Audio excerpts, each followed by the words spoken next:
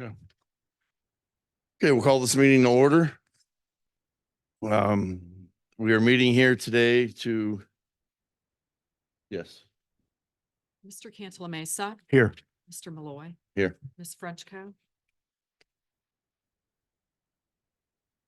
Okay, once again, we are meeting here today to discuss a request in an enterprise zone for a tax abatement of 75% for 10 years for renovating existing warehouse space at 2861 Safari Avenue to be office facility, and purchase a warehouse at 2961 Safari Avenue to renovate and install a new parking lot to connect the two facilities located at parcel number 39-569320 and 40-221193 located at 2861 and 2961 Safari Avenue, Warren, Ohio.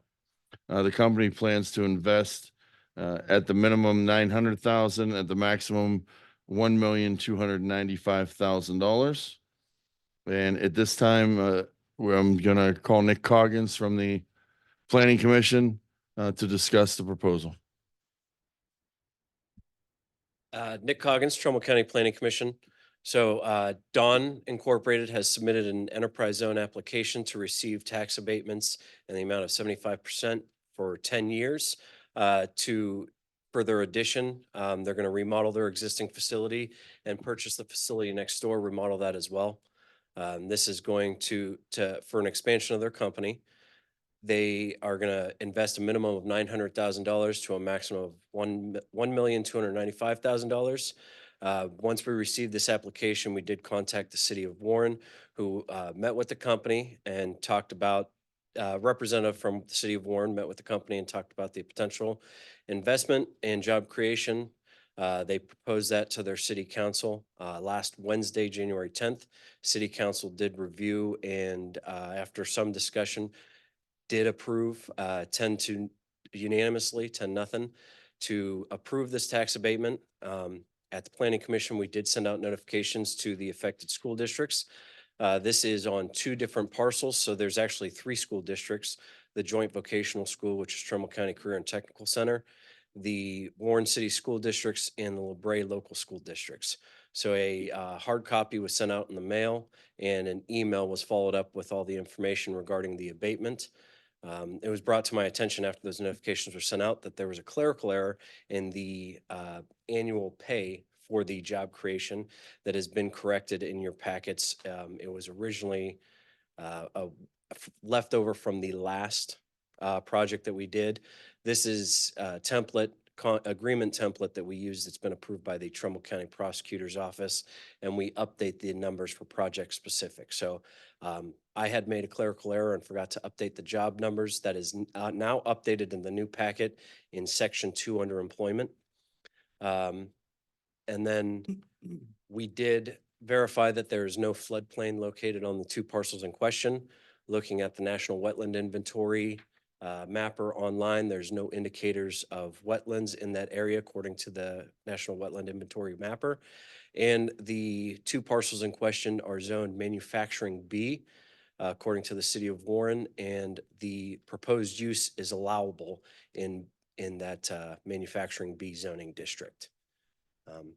And that is all I have at this time. Okay, the board will now hear from proponents and opponents of the project. We're going to start with opponents. Is anybody here to speak on behalf of opposing the enterprise zone agreement? State your name and who you represent also, if you come up to the microphone, please. Yes, Jim Taylor, and I am the business rep of the Painters and Allied Trades, representing members of mine in the Warren area. Couple things, and I know I did speak at the Warren Council meeting as well on this. I think trades in the past have been, we understand abatements, and we're not always in favor of abatements. And sometimes, we are in favor of abatements whenever job creation is good for the county and such. And one thing that I did read, and I'll give a copy to the commissioners. If anybody else would like a copy, I have several.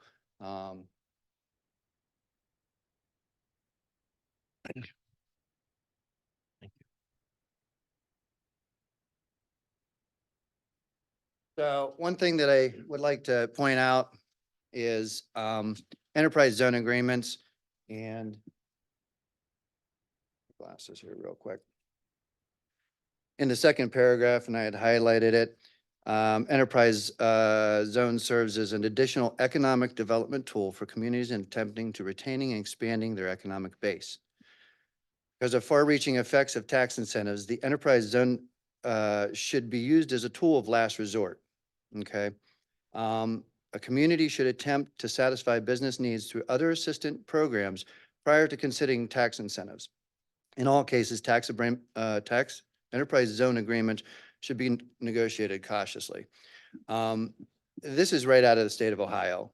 And I don't believe that maybe all incentives were considered before using enterprise zone agreement. Down below, there's a couple pieces in there, bullet points of community benefits. Community can assist local companies become more competitive by offering incentive to expand or modernize. In the next 4 bullet points, you'll see that this has to do with attracting new industry. A community can target a business it wants to attract. Attract new business investments, can increase local tax revenues and employment opportunities. Again, that was new business, and expanding property remains fully taxable. And obviously, in my opposition of this tax abatement, I'll give you a couple bullet points in opposition. One of the reasons that the trades are in opposition is there's already a current tax abatement on this property. In Warren, a couple of things happened. First of all, they said, well, this doesn't affect any of the original building. That it doesn't mean there's a tax abatement. This tax abatement wouldn't go on the original building, and it would be not a good idea tax for a tax abatement on original building whenever there is already a tax abatement on that building. That building is the tax abatement went into effect in 2019 and is going to be going on until 2029. So there's already one tax abatement there, which required the increase of 2 jobs. This does affect the Warren City Schools, LeBray Schools, and TCTC. That's my second bullet point. And I will also add that I did reach out to the schools, and AJ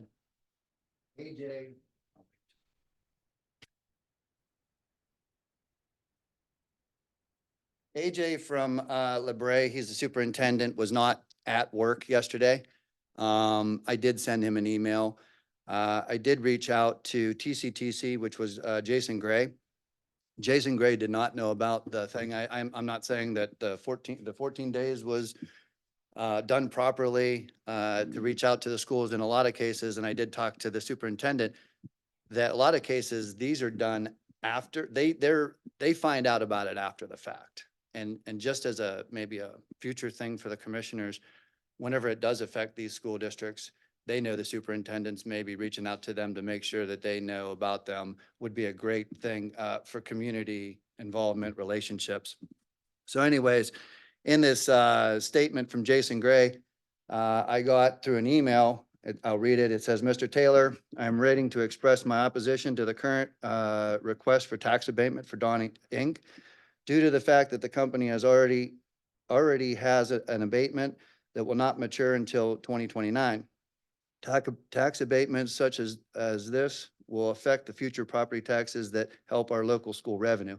I support business growth throughout the valley, but think that tax abatements need to be reviewed carefully and used as a last resort. So I wanted to give that as well. As Nick Coggins did mention, there was a clerical error on the tax or the annual salary of $1,097,850, and it should have been $260,000.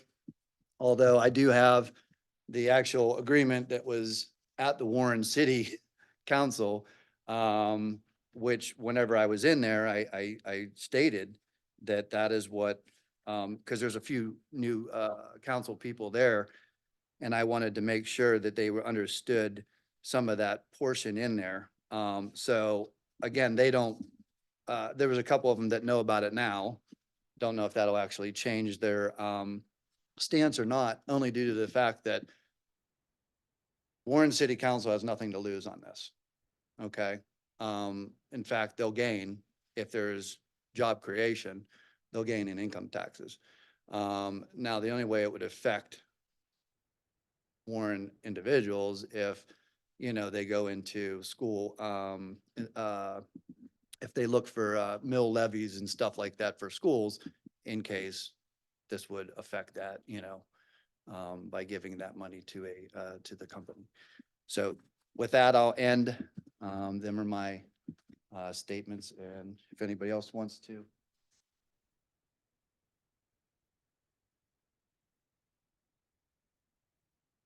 Are there any other that want to speak as an opponent to the project?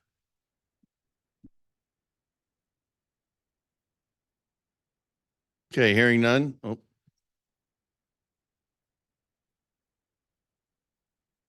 I'm Nancy Wobble. I'm with Rufus Local 71, represent my members with Trumbull County. I don't have a lot to say. I'm not sure if everybody's aware of the fact they're going through almost the same situation with abatements in schools in Columbiana County. Have you guys followed along with that at all? a little bit. So the school board there is pretty upset. They're not getting enough money. They gave a 15-year tax abatement on new construction there. So now they're back at it, and they're going through discussions and different meetings and trying to either lessen the years of that original tax abatement, or all the new kids that are going to attend schools there, live there, they won't be considered or take part of not having to pay the taxes on those students. So I'm opposed as well. And I think it needs to be looked into further before we just, you know, hand out tax abatements. That's all I have. Thank you.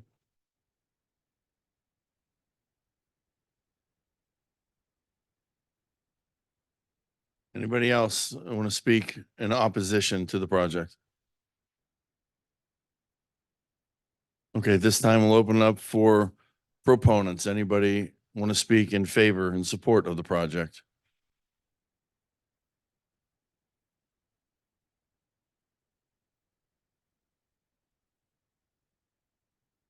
Hi, I'm Dawn Ockman with Dawn Incorporated.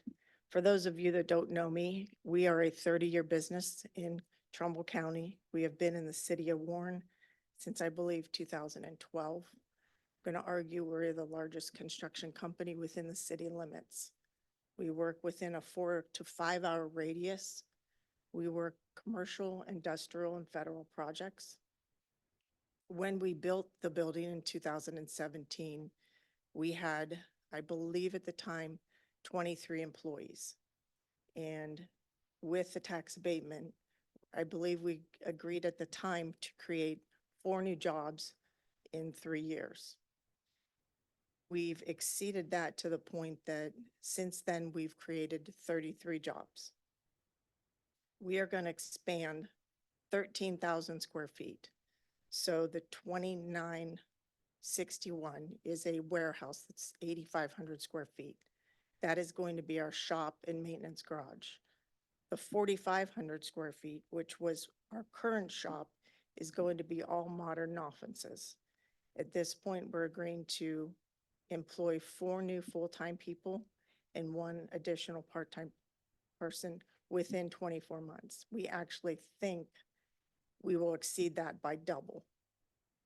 But you got to draw the line in the sand somewhere. Investing up to $1 million or approximately $1 million in Warren, Ohio is vital for the community. This project will not move forward without the abatement. Thank you.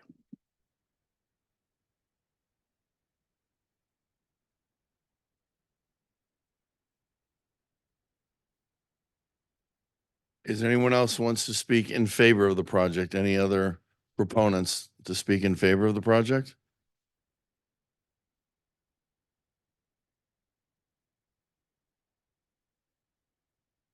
Commissioner, do you have any questions of anyone? Question, the resolution that was voted on by the city of Warren, will that be revisited with them with the new amounts? Because those amounts weren't correct, what they voted on? That's what I'm understanding. Nick Coggins, Trumbull County Planning Commission. I am not aware that they are going to revisit that at this point. It Probably. was well, the clerical error was based on the amount of salary. The investment numbers and the job creation numbers were correct. But I mean, essentially they voted on something that was incorrect. Yes, but I don't think that they have any intention of revisiting it at this point.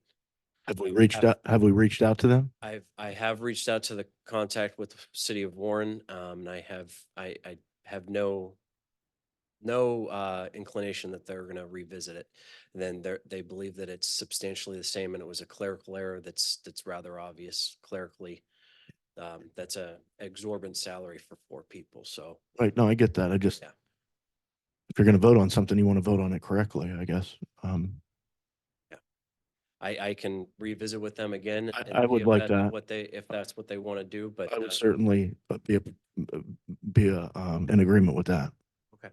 Just because, I mean, obviously in our business, we want to make sure we're voting on things that are absolutely correct. So Okay, absolutely. I'll follow up with the city of Warren.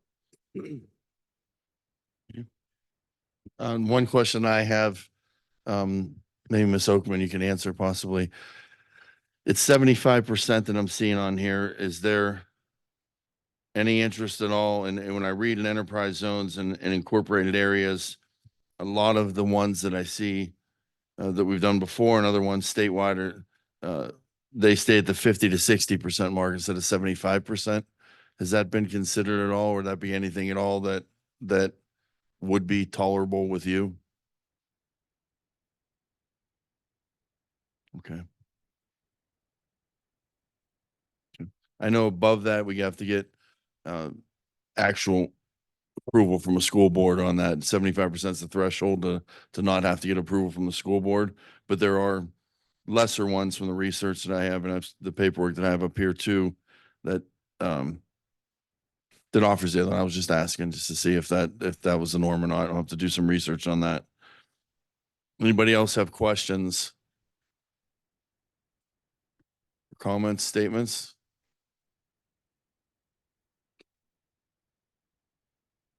With that, Commissioner? I'll make a motion to adjourn. No, Oh, take said proposal under advisement. I'm sorry. so I'll second that. Mr. Cantala Mesa, Yes. Mr. Malloy, Yes, No, I'll make a motion to adjourn. second. Mr. Cantala Mesa. Yes. Yes. Thank you all. Okay, thank you all for coming.